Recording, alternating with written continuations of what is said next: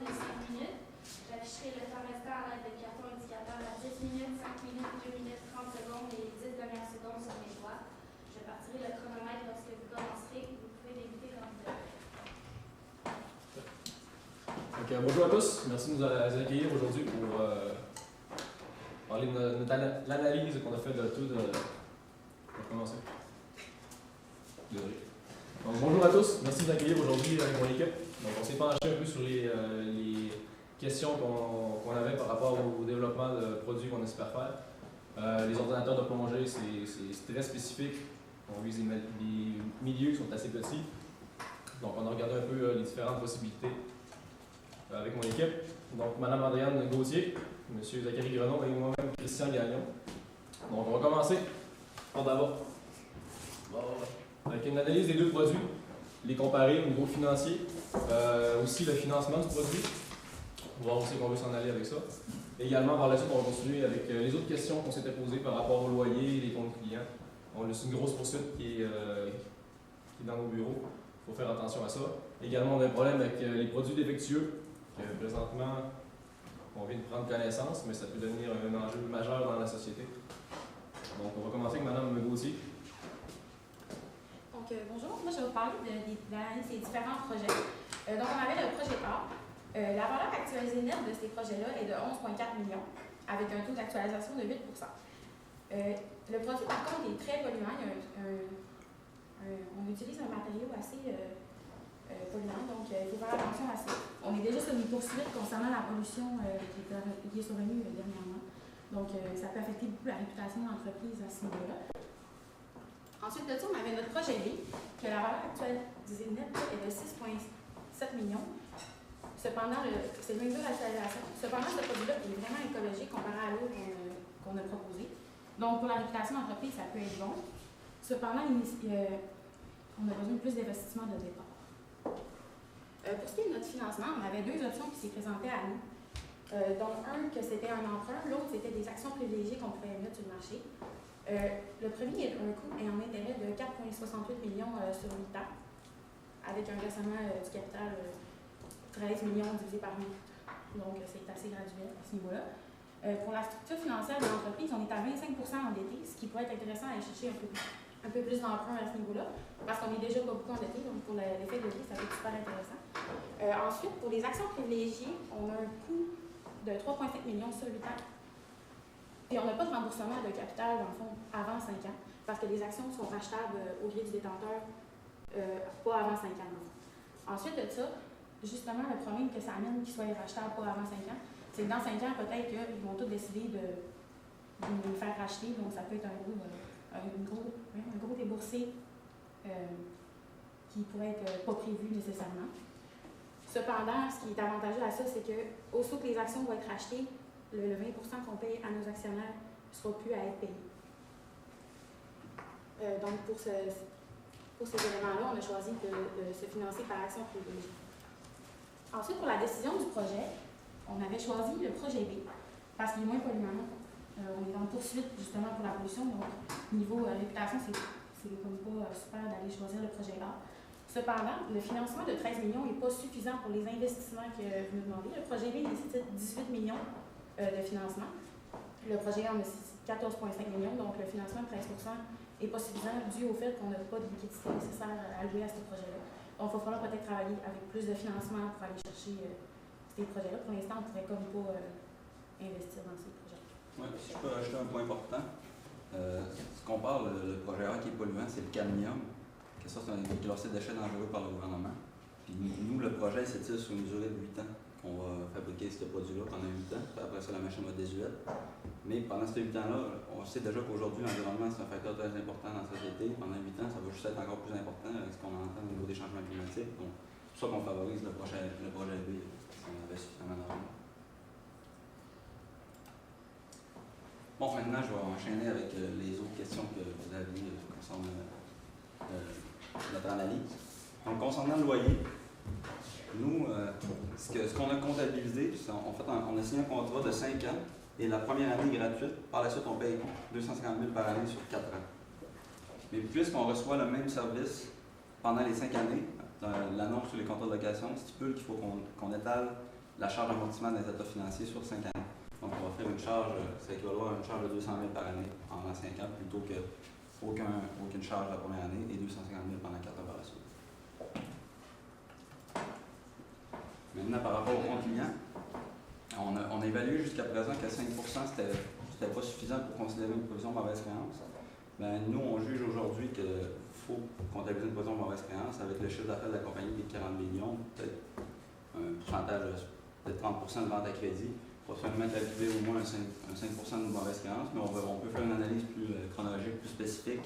Les comptes clients d'attente, par exemple, de 90 jours sont plus à risque de jamais être récupérés. Donc, en faisant l'analyse complète, on va voir se faire une bonne provision de mauvaise créance, plus juste. Maintenant, pour ce qui est de la contamination, présentement, ce qui se passe, c'est que on fait face à une poursuite du gouvernement. On a deux options. C'est soit on règle à l'amiable, on paye 100 millions de dollars d'ici 90 jours, ou on va en procès et on a la chance de payer moins ou plus. Mais avec les pourcentages qu'on a comptés, on a une moyenne pondérée de 75 millions qu'on risque de payer, plus les 10 millions qu'il faut payer dans l'horaire d'avocat. Nous, on penche pour le côté d'aller en poursuite. On irait en procès, je veux dire.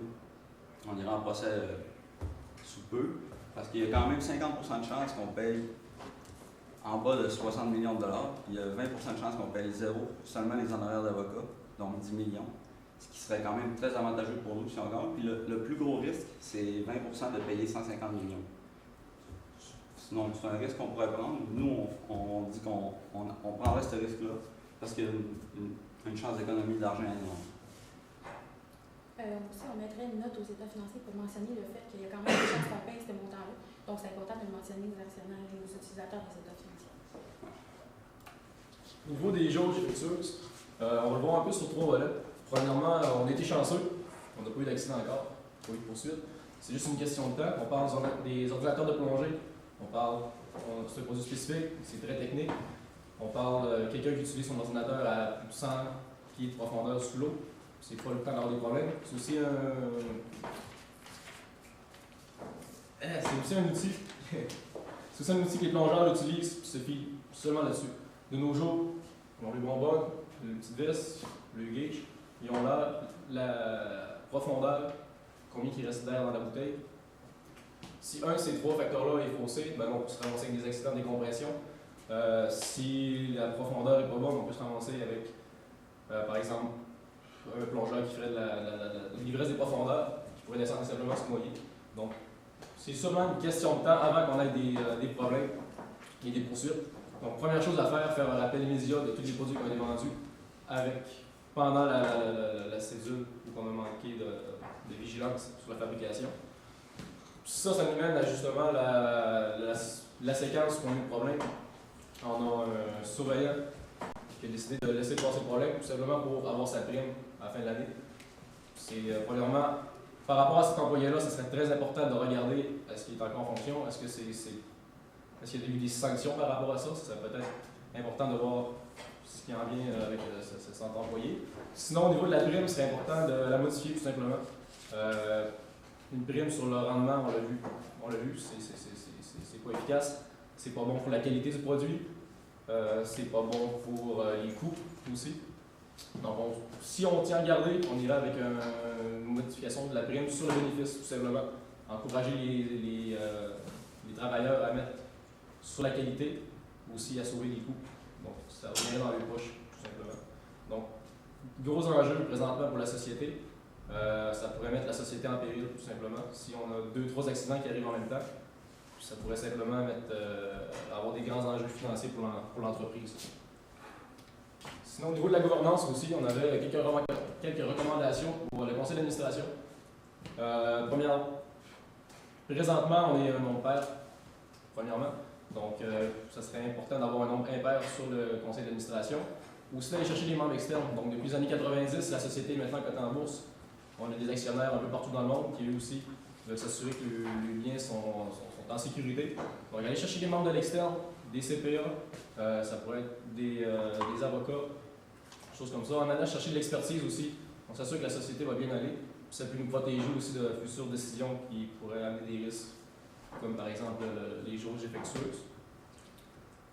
Sinon, le communauté d'audit aussi, c'est une chose importante. Présentement, c'est le c'est un des directeurs qui s'occupe de gérer le comité d'audit. Ce comité-là devrait être géré directement à l'externe ou par une personne qui ne ferait que s'occuper du comité d'audit. En fait, il y a simplement un conflit d'intérêt évident si je fais des recommandations ou je mets des contrôles et par la suite je suis capable de les bypasser par moi-même. Donc, très important, ça serait de mettre indépendant. Pour résumer, dans le fond, surtout au niveau de l'analyse de projet, pour être sûr d'avoir été clair, le projet B est vraiment le plus intéressant au niveau de la pollution vu les poursuites qu'on a. Bien sûr, c'est sûr qu'il est moins rentable que le projet A, sauf que si ça nous évite 20 des poursuites et 20 des problèmes, c'est quand même plus avantageux d'y aller avec celui-là.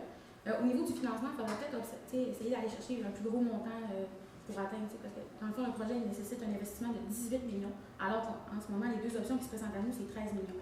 Il faudrait regarder ailleurs si on serait capable d'aller chercher le 5 millions qui nous manque pour réussir à subvenir aux besoins de ce projet-là. Ensuite de ça, la poursuite aussi. On a deux poursuites. Une qui est vraiment officielle, plus les poursuites effectuées qui pourraient peut-être finir par aboutir en poursuite. Peu importe, on va avoir des quoi dépenser, le rappel. Donc, au niveau de la trésorerie, ça serait peut-être pas bon de se lancer dans un nouveau projet avec un gros investissement, en plus de devoir payer tous les frais rattachés aux poursuites. Donc, ça pourrait nuire vraiment au niveau de la continuité d'exploitation, la liquidité. Donc, c'est peut-être pas une bonne idée de faire tout en même temps. Peut-être attendre que les poursuites soient réglées pour avancer après. Oui, l'entreprise, en ce moment, on constate que l'entreprise n'est pas rendue à développer un nouveau projet. Comme on a dit, la continuité d'exploitation est douteuse en raison de s'il y a eu un accident, il peut en arriver n'importe quand. Puis avec la gouvernance, on met un avocat sur le comité d'audit. Sur le conseil d'administration civile. Ben là, ça peut nous protéger de futures poursuites parce que présentement, on ne sait pas. Peut-être que l'entreprise va falloir qu'elle paye. C'est sûr qu'il va falloir qu'elle paye peut-être 100 millions pour la poursuite.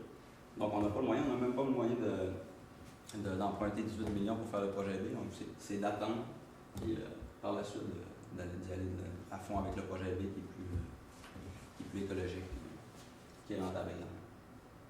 Je vais rajouter quelque chose.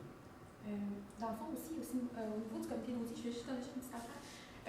On avait dit, Christian a mentionné externe, mais c'est pas vraiment à l'externe, mais je voulais dire comme indépendant dans l'entreprise.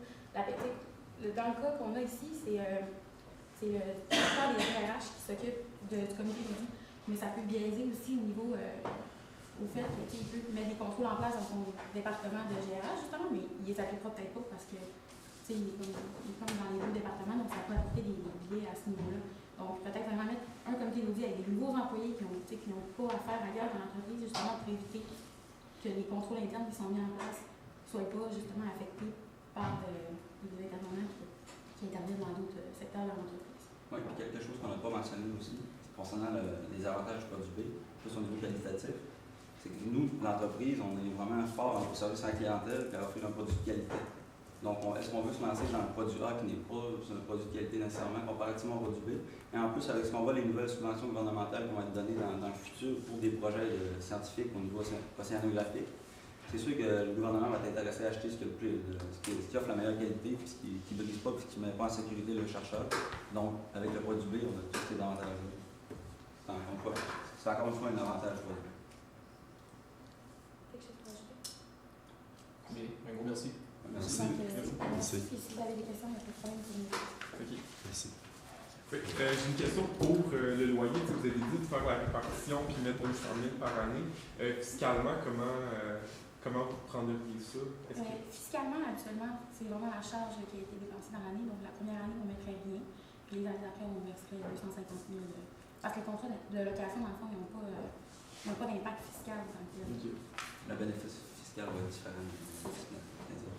Puis là aussi, vous suggérez d'aller en procès plutôt que de payer le 100 millions directement. Mais est-ce que la mauvaise visibilité et la mauvaise publicité qui découlerait de ce procès-là, est-ce que vous pensez que ça pourrait diminuer les ventes futures puis aussi avoir un impact sur votre choix? Je pense. Peut-être un peu, mais on est déjà. Mais le fait qu'on est en poursuite est déjà médiatisé beaucoup. Donc peut-être que le procès n'apporterait pas beaucoup plus de médiatisation, donc beaucoup plus de pertes futurement. Oui, puis également, ça se peut aussi qu'on gagne le procès et qu'on a payé zéro ou moins que 100 ça 000. peut peut-être avoir même une bonne image au final. Sur ça. OK. J'ai une question sur la vanne que vous avez faite. Vous arrivez à une vanne beaucoup plus grosse pour le projet A que pour le projet B.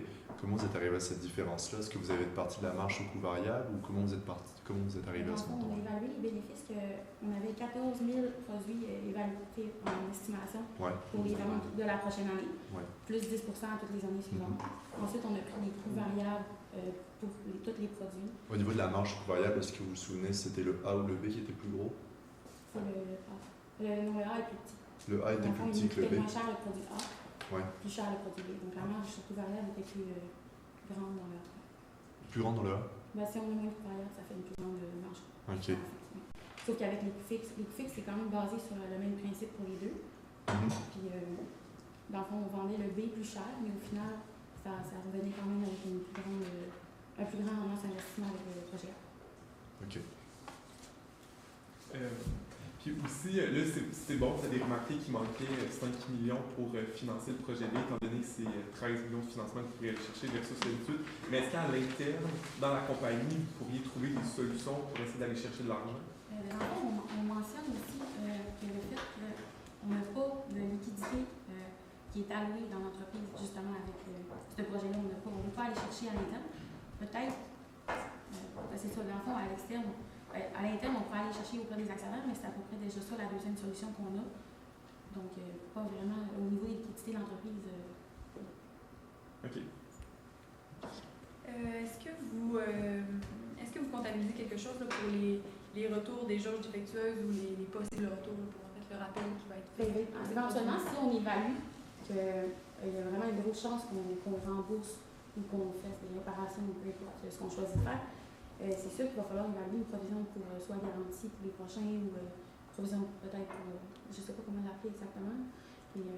Ça serait important de mettre une note aux états financiers aussi, assurément, parce que pour avertir justement les utilisateurs que ça se peut qu'on ait des retours sur ce produit. Maintenant, ça serait de les évaluer.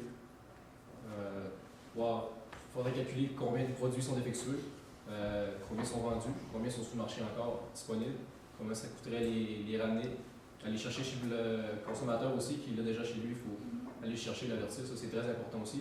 Si on fait juste retirer ce qui est sur les tablettes, on en laisse encore une grande partie sur les utilisateurs, puis c'est ça qui est dangereux. Le taux d'actualisation pour la vanne, vous avez pris 8%, pourquoi?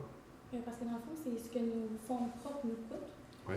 Donc, on a pris ce taux-là vu que c'était c'est comme un taux de rendement exigé par les actionnaires. OK. Est-ce que vous avez pensé à peut-être changer quelque chose au niveau de la rémunération pour les primes qui sont faites actuellement en fonction de la taille des volumes de production? Oui, dans le fond, comme Christian l'a mentionné, peut-être qu'y aller par le bénéfice net, comme ça biaise pas le fait qu'ils veulent vraiment produire à tout prix, peu importe ce qui arrive au niveau de la qualité, au niveau des retours ou peu importe. Donc, en y allant par le bénéfice net, ça évite que les superviseurs au niveau de la production veulent vraiment produire sans souci de ce qu'il y a alentour. En y allant avec le bénéfice net aussi, ils vont avoir tendance à vouloir réduire les coûts parce que ça va augmenter le bénéfice net. Donc, ils vont pouvoir travailler à ce niveau-là, ça va être intéressant pour leur Ça va réduire le gaspillage aussi. On a manqué de stock, c'est pour ça qu'on n'a pas pu manquer de matière, on n'a pas pu finaliser nos stocks pendant la semaine. Si on réduit le gaspillage, on va vraiment nous à s'approvisionner adéquatement. Puis les primes pour le superviseur, est-ce que la prime serait la même pour le superviseur que pour les employés qui sont comme sur la production? J'irais avec la même. Parce que c'est un peu la faute du superviseur, excusez-moi, que c'est comme ça, parce que dans le fond, lui, il a décidé qu'il voulait atteindre sa prime, donc il a produit plus, même s'il savait que les produits arrivaient le lendemain, il ne voulait pas arrêter une journée, parce qu'il n'aurait pas eu son quota de la semaine, donc c'est un peu, je ne dirais pas de sa faute, mais c'est à peu près ça. Donc, j'irais avec la bénéfice net pour lui aussi. OK, merci.